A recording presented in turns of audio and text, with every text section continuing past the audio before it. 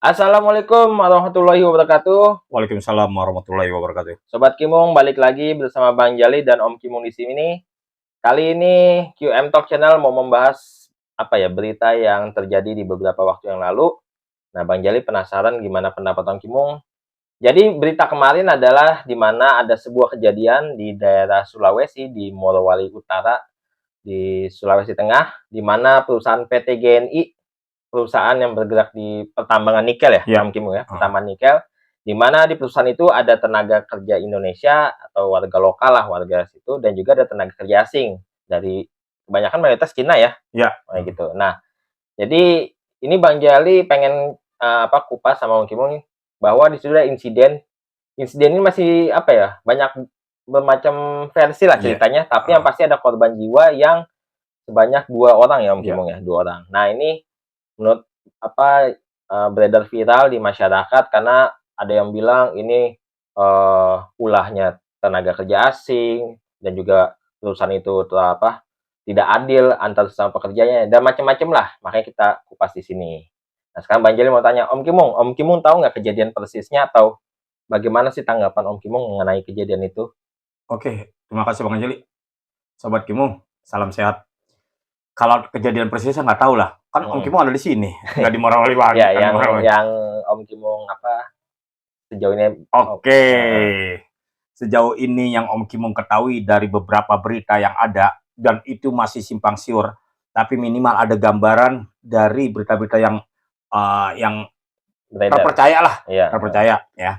Jadi ada beberapa versi, ini Om Kimung rangkum aja ya. Oke. Katanya, menurut informasi yang ada, itu awalnya ada kecelakaan di bulan Desember akhir tahun 2022 yang mengakibatkan 2 orang pekerja meninggal. Okay. Nah, dari peristiwa itu terus beruntut sampai karyawan menuntut ada 8 tuntutan. Okay. Dari 8 tuntutan, 1 yang tidak dipenuhi, yaitu mempekerjakan kembali karyawan-karyawan yang sudah dipecat dalam artian kata membangkang. Ya. Oke. Nah, dari kejadian tersebut, rupanya terprovokasilah karyawan yang lain supaya melakukan demo. Oke. Nah, pas demo, ternyata tidak semua pengen demo, karena ada sebagian juga karyawan dari tenaga kerja Indonesia juga pengen, udahlah nggak usah demo lah, karena kita pengen kerja, pengen hidup nyaman gitu. Ternyata bentrok lah, terprovokasi, bentrok. Nah, TKA asing tadinya hanya mau melerai. Melerai, tapi terjadilah simpang siur, akhirnya 2 kubu ini berbelok arah dari TKI ke TKA. Nah, versi itulah akhirnya berkembang luas, dan itu katanya yang meninggal 2 orang dari TKI-nya dan dari TKA-nya. Nah, seperti itu yang terjadi, yang menurut informasi yang Om Kimung rangkum dari beberapa. Tadi imbas tuntutan itu kan ada kejadian kecelakaan kerja. Ya. Nah, itu udah korban jiwa juga ada. 2 orang katanya. 2 orang. Yang 2 orang meninggal. Terus di saat bentrok itu juga ada kejadian ada korban jiwa lagi. Iya, 2 orang informasinya. Jadi, dan itu sama-sama dari TKI atau dari TKA? Kalau yang bentrok TKI 1, TKA 1.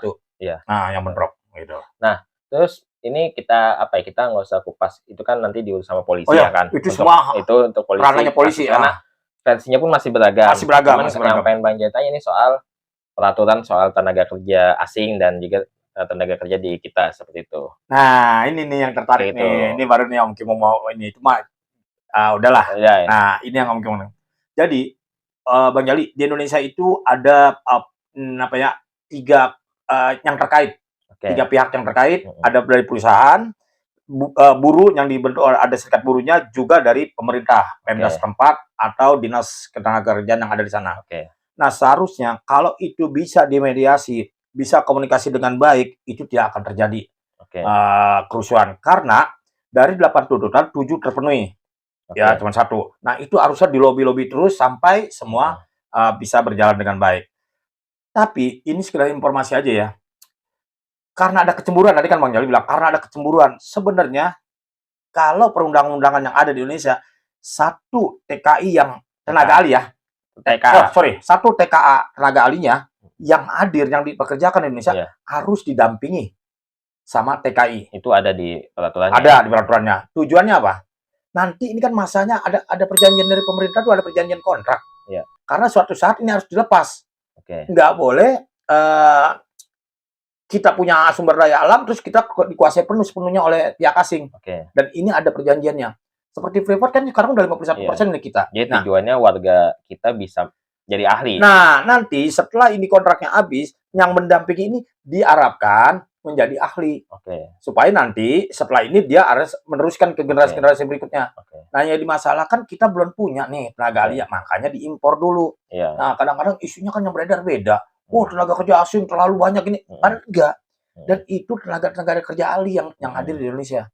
Nah, isu yang berkembang juga ya ngaco lah kalau menurut Bang Gibong. Nah, selalu menyudutkan tenaga kerja asing dan pemerintah. Dan maaf nih Bang Jali, ini tahun politik. Tolong jangan dikait-kaitkan. Iya, digoreng lah bahasanya. Seperti itu Bang Jali. Cuman yang Bang Jali tahu kalau nggak salah tenaga kerja asing yang ada di Indonesia itu bisa dibilang jumlahnya minim. Ya. Karena kayaknya nggak nyampe jutaan deh, seperti itu. Paling 1% dari jumlah penduduk Indonesia lah. Iya, jadi intinya ya sebenarnya kan yang Bang Jali tangkap ya, maksudnya dunia sekarang kan udah bukan asing lokal gitu. Setuju. Terus kan? Jadi gimana sekarang gini deh, sebagai pengusaha pasti nyari pekerja yang bonafit, yang bagus gitu. Dia nggak mikir lu dari mana. Iya, betul. Ya kan? Jadi kalau seandainya memang anggaplah orang Indonesia ngelamar kerja tapi memang tidak memenuhi kualifikasi, ya mau bilang apa kan? Iya. Jadi yang jadi masalah adalah kualifikasi dan kualitas para pekerja kita di Indonesia. Menurut Om Kimung gimana? Setuju Bang Ali. Jadi Sobat Kimung, dunia ini makin hari makin kecil. Kadangkala kerja di perusahaan asing, tapi kitanya ada di sini nih. Iya. Itu udah banyak loh. Udah dunia udah seperti itu. Udah mobile. Dan jangan lagi ada berpikiran, tenaga kerja asing masuk ke Indonesia banyak. Padahal orang Indonesia pun banyak di sana. Banyak. Dan di luar negeri itu banyak menyerap tenaga kerja Indonesia. Banyak gitu. Jadi kalau masih berpikir tenaga kerja asing Indonesia, kitanya yang salah. Kenapa kita tidak memperbaiki diri, menambah keahlian? Ada budaya-budaya kita yang menurut Om Kimung Om Kimung masih harus diperbaiki. Contohnya ya Bang Jali ya, jam kerja. Peraturan di pemerintah itu jelas, 1 minggu itu 40 jam. Dalam satu minggu. Misalnya dari hari Senin sampai Jumat, kalau dia diberlakukan Sabtunya libur, berarti sehari itu 8 jam. 8 jam kerja. Tapi rata-rata ada yang juga hari Minggu, hari Sabtu hadir, datang. Jadi 7 jam. 7 jam, hari Minggunya 5 jam. Nah, seperti itu peraturan. Nah, di Indonesia budaya-budaya ini yang masih harus dibenahi. Contoh jam makan, jam istirahat. Lagi makan kan jam istirahat jam 12 sampai jam 1. Biasanya 1 jam lah. 1 jam lah. Biasanya 1 jam aja ya. 1 jam. Nah, umumnya di kita habis selesai makan, lele bla bla bla bla, ngobrol segala macam. Jam 1 udah tank masuk. Alasannya apa? Sholat atau apa gitu. Atau apa? Sholat zuhur lah kebanyakan. Kalau yang lain biasa ditegor. Sholat zuhur lah. Nah, kalau sholat zuhur kan atasan juga mau negur gimana? Kalau dia nggak sholat, dianggapnya dilarang. Tapi kalau dia sholat, dia udah nyalain aturan jam kerja. Ini yang si malakama. Belum lagi entar jam 3 ada sholat asar. Itu juga pemerintah si malakama. Dan ini kulturnya dua budaya loh. Ini perusahaan asing nih. Yang budayanya dia budaya kerja. Nah, kita seperti itu. Nah, ini yang harus diadaptasi, harus peraturan-peraturan harus berperan pemerintah. Seperti itu Bang Jali. Supaya semua pihak nyaman ya. Nyaman gitu loh. Tapi kan kalau menurut Bang Jali yang Bang Jali tangkap kan kita tahu nih bahkan tiap tahun kan ada hari buruh ya, hari buruh. Iya. Itu kan kebanyakan dirayakan dengan demo lah. Iya. Kenaikan gaji, menuntut tunjangan segala macam, kesejahteraan, pokoknya hal-hal untuk ini ya. Cuman kan kadang sebagai yang kita jangan melihat dari sisi buruhnya nih, dan dari sisi pengusahanya nih. Kadang kan perusahaan juga seharusnya nggak tutup mata kalau memang dia dapat profit yang besar, pasti bonus dan gaji bengkek segala macam dapat gitu. Cuman kan apalagi waktu Covid, itu kan menurut Bang Jali nggak wajar. Perusahaan lagi turun dengan ini gitu. Nah, kadang-kadang juga yang permasalahan di buruh itu adalah outsourcing nih. Nah, Om Kimung setuju nggak sama sistem outsourcing? Tergantung sisi ya. Kalau pemerintah itu, perusahaan itu membutuhkan tenaga kerja, outsourcing tenaga kerja sewaktu-waktu. Kontrak. Ya, sewaktu-waktu. Jadi kebutuhannya itu kalau produksinya berlimpah, dia membutuhkan tenaga kerja sewaktu-waktu. Tapi kalau pada saat menurunkan tenaga sewaktu-waktu bisa diputus sesuai dengan kontraknya. Kalau menurut Om Kimung itu plus minus. Jadi setuju dan tidak setujunya tergantung perusahaannya. Oke. Gitu loh. Seperti itu Bang Jali. Oke, ini Sorry Bang Jali, Om Kimung potong dulu ya. Menyangkut demo tadi Bang. Iya. Sobat Kimung, kerusuhan kemarin itu dipicu adanya yang mengajak memprovokasi untuk demo. Oke. Nah sekali lagi Sobat Kimung, kalau bisa diselesaikan dengan musyawarah, ngapain sih demo-demo? Oke. Dan itu merugikan semua pihak seperti itu. Jadi ya intinya ya mungkin yang namanya ini kan dalam dunia kantor perusahaan adalah kelompok-kelompok yang nggak puas. Ya puas lah gitu, dan nggak puas. itu bikin apa ya? Karena dia teriak jadi rame Ya. gitu. Dan ada orang yang nggak mau, yang silent, maksudnya Iya. udah gue udah nyaman lah, Iya, udah. dari kerjaan susah, gitu loh, kayak seperti itu, gitu. Bang Jali. Nah, kita balik lagi ke konteks kasus ini nih, Ya. dan juga menghadapi rumor-rumor yang ada. Ini kan sebelum kejadian ini udah banyak rumor nih bahwa kita diserbu tenaga kerja asing. Iya, Ya kan? sampai jutaan, iya. Lucu. Ya. Ini jadi intinya seandainya itu benar ya, kita harus gimana? Seandainya kita bicara seandainya enggak, ya harus gimana menurut Om Kimung? Jadi Om Kimung menyikapi berita yang ada gimana? Cuma kan sejauh ini ya, menurut Bang Jali itu tidak ada. Ya. Ada tenaga kerja, tapi enggak jutaan. Ya. Kayak gitu. Nah, Om Kimung menyikapinya, dan mungkin saran buat Sobat Kimung gimana nih? Oke, Bang Jali.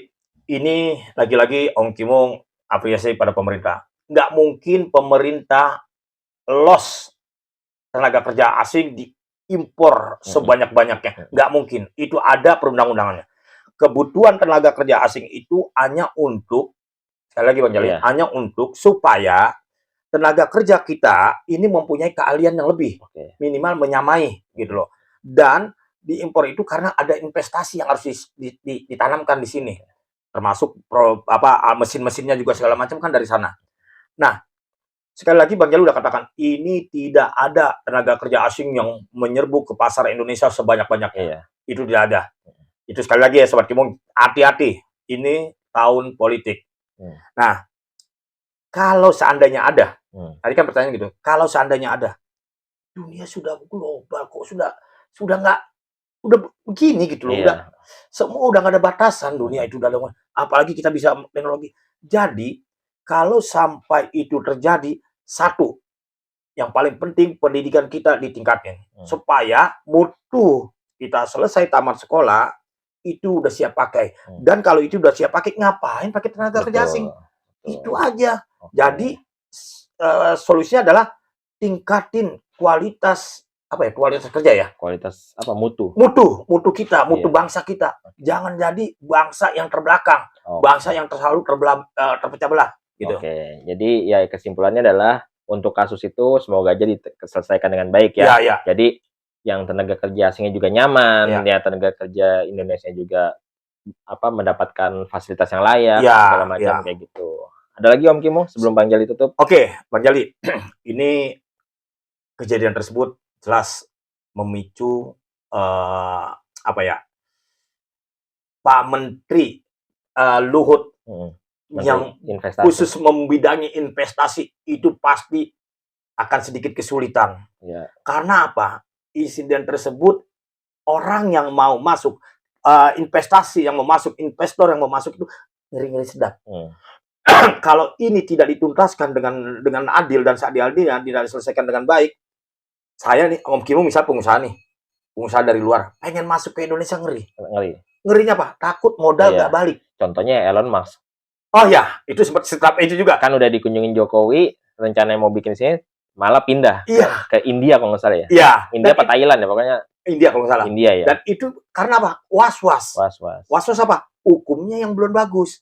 Tenaga kerja kita aja masih banyak mau menuntut. Gitu loh. Padahal kalau ini investor masuk, percayalah, lapangan kerja banyak, perputaran ekonomi bagus, dan yang pasti rencana atau impian kita bangsa Indonesia untuk 2045 menjadi negara kelima terkuat ekonominya, kelima besar itu insya Allah tercapai. Karena apa? Pak Presiden kita menyampaikan apa? Sumber daya alam ini jangan sampai dari bahan mentah diekspor keluar, ekspor jadi dengan nilai jual tinggi, impor lagi, balik lagi kita. Nah makanya Pak Presiden mencanangkan dari hilir dibuat pabrik-pabrik, dari hulu, semua dibuat dari sini, supaya nanti ini menjadi bahan jadi dan punya nilai plus. Contohnya Bang Jali, kemarin nikel itu puluhan triliun, sekarang sudah menjadi ratusan Jadi triliun. nilainya bertambah, value-nya bertambah. Oh, jelas banyak seperti itu Bang Jali. Itu yang mau Om Kimong sampaikan kepada Sobat Kimong, hati-hati. Itu aja. Oke. Jadi ini dari Om Kimong kayak gitu. Jadi Bang Jali adalah mungkin memang pada waktunya ini kita fasenya belajar sama negara asing, fasenya gitu. Tapi yang kita tahu bahwa sebenarnya bangsa kita ini menurut Bang Jali ya adalah mengalami bisa dibilang kemunduran atau jalan tempat bisa. Karena apa? Dulu yang Bang Jali tahu kita itu ekspor guru ke Malaysia. Iya. Sekarang terus ngekspor beras ke Vietnam. Iya, betul. Dan sepak bola kita dulu liganya Om Kimong ditiru sama Liga Jepang. Iya, betul. Nah, sekarang mereka pada belajar dari kita dan kita lihat sendiri hasilnya gimana. Nah, sekarang mungkin kalau memang kita waktunya belajar ya nggak ada masalah. Nggak ada masalah. Yang penting bisa nggak dapat ilmunya dari itu. Iya, yang paling penting itu dari Bang Jali. Kita mau belajar dan pelan-pelan harus lepas itu bangsa asing. Gitu. Jangan terus-terusan kita jadi pengikut. Gitu. Ya itu kan contohnya kayak gitu. Kita yang tadinya pernah jadi guru, sekarang jadi murid nggak apa-apa. Suatu saat jadi guru lagi. Setuju. Oke, itu aja ya. Oke. Kimong. Jadi itu aja. Yang pasti pro kontra soal tenaga kerja itu pasti terjadi. Dan kalau ada pertanyaan boleh tulis di komentar. Like video ini dan share ke teman-teman dan subscribe QM Talk Channel supaya bertambah terus. Terima kasih semuanya. Assalamualaikum warahmatullahi wabarakatuh. Waalaikumsalam warahmatullahi wabarakatuh.